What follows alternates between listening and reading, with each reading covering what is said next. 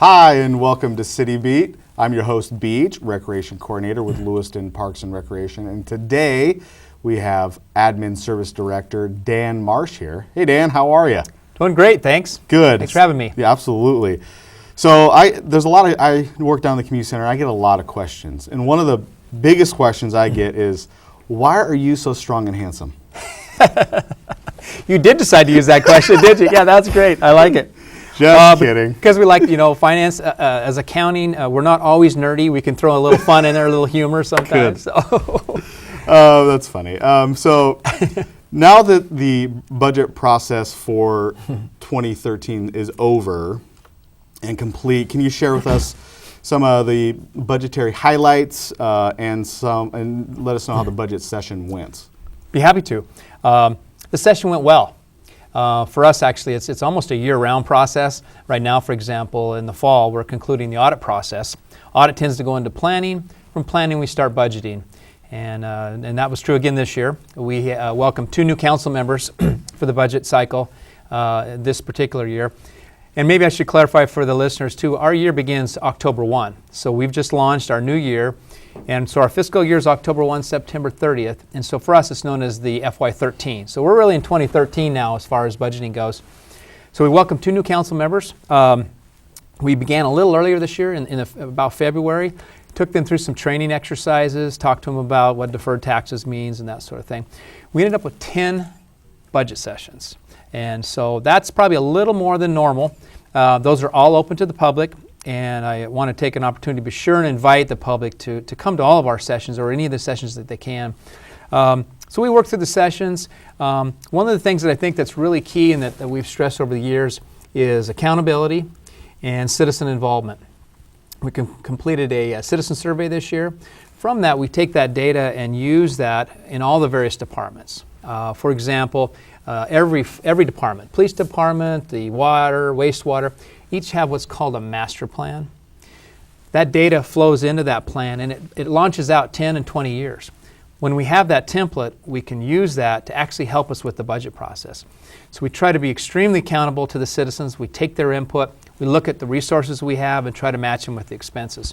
Ultimately, we end up in the month of August where we'll have our public hearings and then present it to the council or to the commissioners for ratification and on to the state. And so it's went really well, and we think we've been very judicious as well with our rate increases. I will say this, 3 years ago I moved from the Seattle area, and I have lots of friends that are in the public sector working in recreation like I do. And I got to tell you, our city here is, as far as my friends go in our conversations, is far and above judicious, like you say, in making sure that things are done correctly, that things are done with the public, with their tax dollar in mind. So, So I'm really happy to say that I'm part of an organization like the City of Lewiston that is ahead of the game. There's a city, I won't name names, but they weren't even done finalizing stuff in October, and so they're pretty far behind. Challenged a bit, yeah. Yeah. Well, thanks. I appreciate that, and we are very proud of the work we do. We take it very seriously, and yeah, we can have some fun with it in terms of setting vision for the city. A couple other highlights you'd mentioned is the biggest and foremost is we're balanced. With approximately a $60 million budget, give or take each year. We're balanced this year. We were balanced in years before, Beach, but the last 3 years we've had to dip into reserves or our surpluses to balance. And there's an initiative coming forth this fall that talks about balances and surpluses. And without those surpluses, we wouldn't have been able to, just like many homes, to been able to balance the budget. So we were able to dip into our savings, if you will. So when you think of reserves, think of savings accounts. And so we're balanced and actually trimmed almost $1 million out of this year's budget to get there. That's fantastic. So, yep. The taxes play a big part of that. That's sensitive for all folks. The last 2 budget years, and Mr. Bennett has joined us, and we've come up with a new model, kind of a presentation for council. We'll give them options. So for every 0.5% tax increase, they can buy this, and for the next half, this. We were able to pick up some things that were much needed, like in-car videos for the police cars. But But when the dust settled, at the end of the day, and we can ask for an additional 3% a year, the City Council adopted just a 0.5% increase. That 0.5% equated to $77,000, much needed money. But for every household who has $100,000 in property tax values, that equated to just $5 a year, or 38 cents a month. So we think we really, wrung out the old financial resources and got the best bang for our buck. Which is also fantastic. Yeah. So with a reduced budget, can we expect any new capital projects or infrastructure enhancement in the coming year? We can. We sure can. And I mentioned those master plans and long-term financial capital plans. We want to make sure we stay on track of those. It's just like at home. You can't never replace the roof, and you've got to paint the house at times. So we have $10 million in this particular budget for capital enhancements. It's actually down from the past. Last year we had $18 million in the budget. Some of that's dictated by timing. For example, an airport project, whether or not the grant funding happens in 1 year or the project rolls to the next. Couple of the big ones in this year is our library, our new library, and that's been seen quite a bit of press, and we're excited about that being launched this fall. That's approximately a $3.4 million venture. So we'll have a new library early next spring. That's a big project. Our community park. We plan to put the sewer line in through the park, some more trail improvements. We've got $500,000 in sidewalk enhancements, $700,000 in street improvements. I want to give a little shout out for our transit department. Some new bus shelters you'll see, and some handicap ramps downtown. So we have tightened the belt, and yet we're continuing to paint the house. Which is awesome. Good. You talked a little bit about the library. And that's a major project in the new budget. What other kinds of financial details can you share with the viewers regarding the internal transfer of funds to assist with the funding? Sure, be happy to. That too has received quite a bit of press in recent months. The easiest way to explain what you're referring to is, and I want to applaud the community for their fundraising efforts. Our Library Foundation and Friends of the Library, our City Council took the library on as a major project 7 years ago. We funded as we went along. We set a little aside each year. We did not raise taxes for this. Citizens asked not to approve a bond, and so we have not. When we got to the end of the day, of course, then as you wait, prices go up with construction as well. And so it's projected to be about a $700,000 to $800,000 shortfall in the funding. Fundraising goes through the roof, which we hope in the next year or so, maybe that'll lessen that amount, or that can be paid back quicker. But the internal transfer is just to help with that shortage. Some unique factors with it. It's like investing in yourself. Mm-hmm. We have one particular fund who has monies that are in CDs, that are in state treasurer's pool, earning next to nothing with interest rates. And I think many of our viewers can attest to that. Your savings accounts don't pay any interest anymore. By doing this way, we're able to loan it internally for something in the neighborhood of, say, 2%, 1.5% to 2%, much cheaper to the library to have to go out to the bond market, which would be, say, 4 or 5%. So it's a win-win there. And the other thing that's interesting, or that's neat about this, is the fund who's loaning the monies, in this case is our sanitation fund, our garbage fund, it's callable. So if they say, hey, we need those funds within the next few months, all they have to do is go to City Council and call those back. The City Council then has 180 days to replenish that or go find another source. So I see it as from taking out from savings to like loaning to your son, let's say, or your daughter, and it's within the family. We are a family. The monies are separated by fund and will be paid back. And we've had 5 other similar transfers in the last 15 years, and those have all been very successful, and all but one have been repaid. It was on a police department remodel, and so we just don't have a lot of tools to finance. We can't go and get a line of credit or equity credit. This is a tool that works, and so that's what I can tell you about that. Can you elaborate more on those other 5 projects that you just mentioned? Sure. The golf course that was in need of an irrigation system, and so monies were transferred to the golf course to complete that project. We've already paid a third of that back. And so what was scheduled to be a 30-year payback is already down to 15. We've cut that in half. The police department remodel, I think that was about 2006 is when that project took off. Much needed.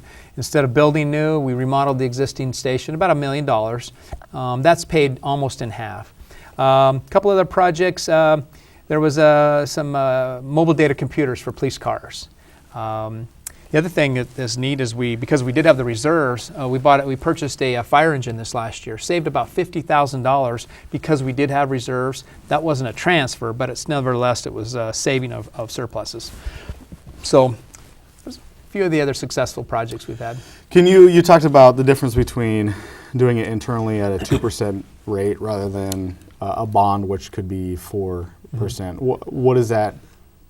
How much money does that translate to us in the city and then to taxpayers? Okay, sure. Yeah, if you've ever refinanced your house, we're taking a look at it, and you've taken advantage of that drop in interest rate, you can really see how, man, my mortgage payment was cut $150, let's say, a month, or, it depends on the factors. But in the city's case, it's done a couple things. By doing it internally, first of all, we don't have to hire bond counsel, and we don't have to hire financial consultants. And that can easily reach $50,000 to $60,000 combined. So we don't have to deal with that. And then the interest rate, it's time value of money. Just to give you some examples, in the library piece, we're planning on repaying that transfer initially over a 20-year period. At the 2%, or maybe a little less, we'll have approximately a $45,000 annual one-year payment. Without this, it would be approximately $62,000. So in that example, you can see $17,000 a year. A year. So versus going out in the bond market. So we took care of it internally. And eventually that has to get translated to the taxpayers. So if we can do it internally, we save that money.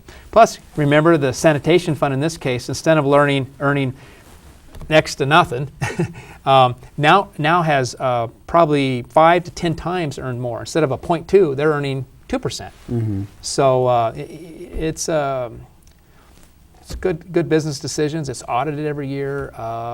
And again, we don't have a lot of techniques, but we just utilize those that are available. Mm-hmm.